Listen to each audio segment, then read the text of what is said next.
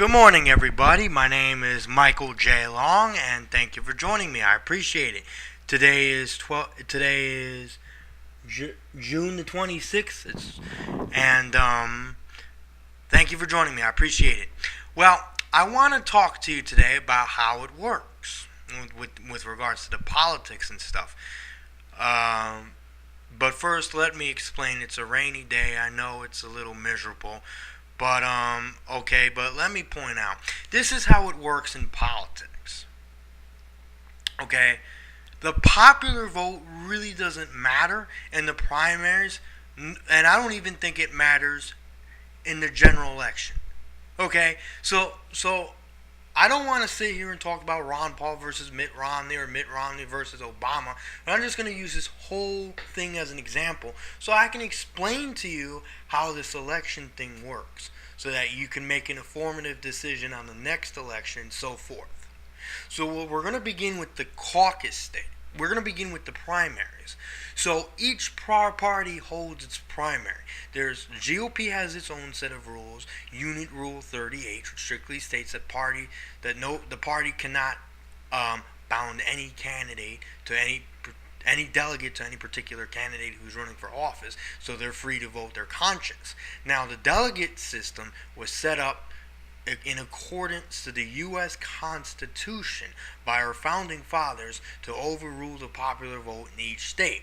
It was believed that giving too much power to the people would lead to improper representation of the republic, while giving too much power to the government would result in tyranny. And that ultimately providing too much power to the people would also result in the same concept of providing tyranny. So we have to have a middleman in this case, the delegates. Okay, so now when the primaries, everybody goes out and votes. They go to the voting booths. They choose between Mitt Romney and Ron Paul, and they choose Mitt Romney over Ron Paul. Oh, okay, that's fine, dandy, cool, la-di-da. Everything's sunshine and lollipops, but that's just the popular vote. The popular vote. Now, then there's the National Convention, in which the delegates will be given a ballot. The same ballot as used in the ballot voting booths. And they're going to be given the opportunity to override the popular vote in each state. Being that we have 50 states, we're going to have 50 state delegations and a total of 2,000 delegates at the National Convention, maybe even 5,000. Okay, so you got Ron Paul versus Mitt Romney, and you have Unit Rule 38, which could favor Ron Paul. Also, federal law stating that all the delegates shall be unbound and not bound to any particular candidate through intimidation, coercion, or otherwise by the state and or by the party. So this also includes the third parties. They also have to follow this rule. Okay, now, in the primaries, how are the delegate selections made? Well, you have your caucus states and you have your primary states. In your primary states, it's based on the popular vote, which determines the available slots that you're going to get at that has been awarded to you, where you can inject your supporters to become delegates to fill up those slots. Now, the pool of delegates could all be Ron Paul delegates or whatever, depending on the age. I would assume that Ron Paul is going to win the Republican nomination, being that if 90% of the Mitt Romney delegates favor Ron Paul, or at least 80%. In this case scenario, if they're not bound to Romney, otherwise, I would pretty much say if they don't enforce the rules, I think Mitt Romney is going to end up as a nominee. But this is just an example just to show you how it works and how the corruption plays along with it. So you have your primary and caucus states. In the primary states, as I've said before, the delegates are awarded proportionately based on the popular vote, not on the percentage of votes, but how you've placed. So if you place second place, you get the minimized amount of delegates. If you won the state, you get the majority of delegate slots, so you have more slots to put your supporters in to become delegates. In the caucus states, it's a little different. So you might ask, well, how does it work in the caucus states? Well, you have delegates that are selected at the county conventions. So you imagine in each state you have your city, towns, and villages. And your state's a caucus state. So you might have 30 cities, maybe 40 towns, and a few villages here and there. And the rest is all rural. Now, they're all going to be divided into precincts, and each city, town, and village is going to be within a particular county, within a particular district. So everybody shows up in their respective county conventions, where they are all delegates at that point. And they choose, they'll elect delegates to go to the state convention, where they're chosen to either go to the district conventions or at the national convention. The states have different ways of allocating the delegates at this point. They can say all the delegates that you select at the state convention are going to go to the national convention, but they still have to hold district conventions. Or they can say, well, we're going to proportionalize the delegates so that a third of the delegates are going to be selected, which means that a third of the delegates are going to be selected at the state conventions while the rest are chosen at the district conventions.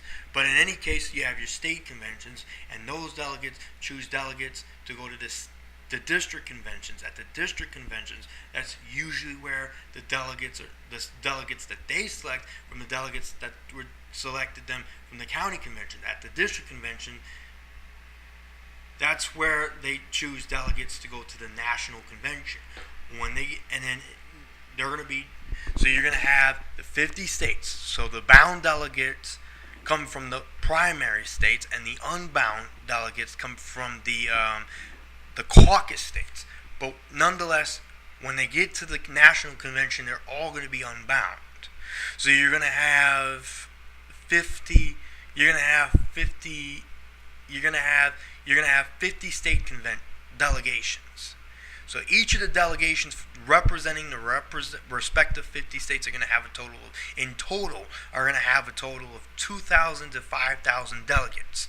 They're going to be divided into 30 to 40 people in each state delegation.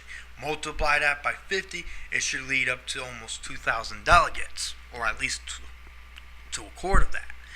Now, it's not a matter of whether you need 1,444 to win or whatever, because you need delegate support at the national convention. So let's just assume Mitt Romney's in the lead and has a majority of delegates. And Ron Paul, by the looks of it, by default is going to have 500 to maybe 1,000 delegates, depending on what delegate sheet you're looking at. And then Mitt Romney's going to have 500 to maybe 2,000 delegates, or maybe 1,030 or 1,040 to Ron Paul's 1,000 or 500 delegates, right? And this is just how it works.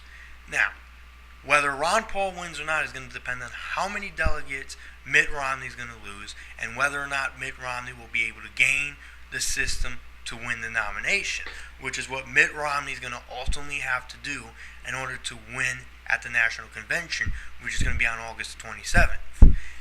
And then the delegates at that point choose delegates that will go to the electoral college. It'll be a total of 5, where they'll be joined by the Democratic primaries. Now, the Democratic delegates that will be from the Democratic Party. So you're going to have the Republican Party delegates and the Democratic Party delegates. They're going to be at the electoral college. Now, are there going to be any third-party, regardless of whether Mitt Romney or Ron Paul wins at the party convention in Tampa on August the 27th?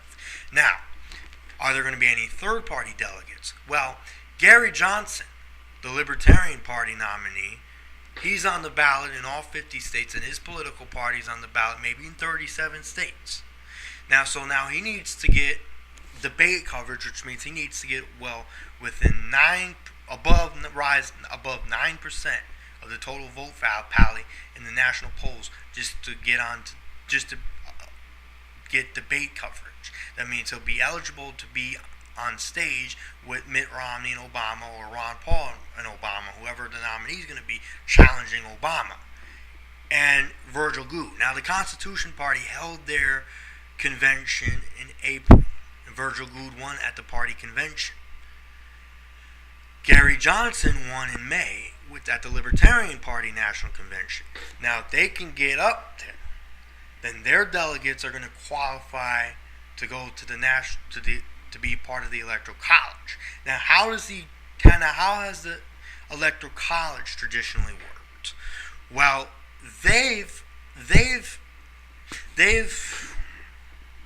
well, the way they work is at the Electoral College, you're bound to the candidate that won your state. You're going to have 50 state delegations as in a primary. But in this case, you're bound to the candidate that won your state. So if, let's say, Mitt Romney wins a majority of states in the popular vote, then he might as well have won the presidential election, being that the Electoral College and the delegates, that being because the delegates have to vote for him. See, unless stated otherwise. Because the courts might say, well, you know what? The delegate selection rules, that's only for the primaries. This is a general election. This may be different. So, it's very important for a third party, whether it be the Constitution Party or the Libertarian Party, to get delegates into the Electoral College. Because what are they going to do?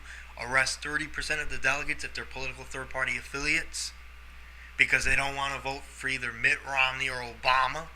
So this may force them to change the rules and not freeing all the delegates to vote their conscience, which ultimately means that even if a third party, the Constitution Party or even the Libertarian Party, get 10% of the vote within the popular vote, it won't matter, because because the Electoral College will be in a position to override the popular vote, in which case they could choose Obama or Mitt Romney or Obama or Ron Paul or Virgil Gould versus Gary Johnson, or maybe Gary Johnson or Virgil Gould, or whoever else is running, depending on who's on the ballot and the ballot that they've received.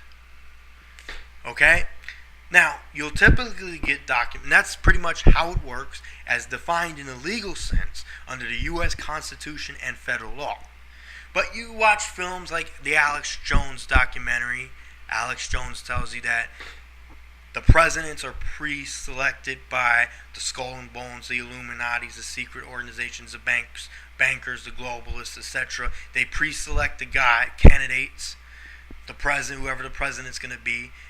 And it's true in a certain sense, because they're able to buy off the delegates, which is key to having control. And they just brainwash the people to vote for who they want. That's essentially why they have the media cramming Mitt Romney down our throats, like they did with Barack Obama back in 2008 and George Bush in 2000 and 2004. Even though it was said that Al Gore had won the popular vote and that the electoral vote was stolen, and that may be so, but see, that's all that has to happen. It was stolen in the sense that they were paid off to vote for Bush, and I don't think Al Gore would have been any better. Okay, so what they do is they don't have legal, the globalists, the ones who are trying to create this one world government that they're trying to set up, they don't have legal control under the U.S. Constitution or within the federal law to do this, but they do it anyways, where they buy off the delegates, and then the people are oblivious to the delegate system, doesn't even know it exists. So how do you counter the globalists who are trying to put people in power on the federal level to intimidate and brainwash us, destroy us, weaken us, to control us within a one world government? How do you counter that? You have to be aware of the delegate system, and this is why I'm pointing the delegate system out. Because that, if you're going to challenge the globalists within the system to abstain to provide America with its sovereignty, you need to reform the Republican and the Democratic Party, run liberty-minded people against the establishment-minded candidates, and not be afraid to vote third party, and not be afraid to have third-party people win. Essentially, you have to know how the delegate system works so you can counter it. You need to put people in so you can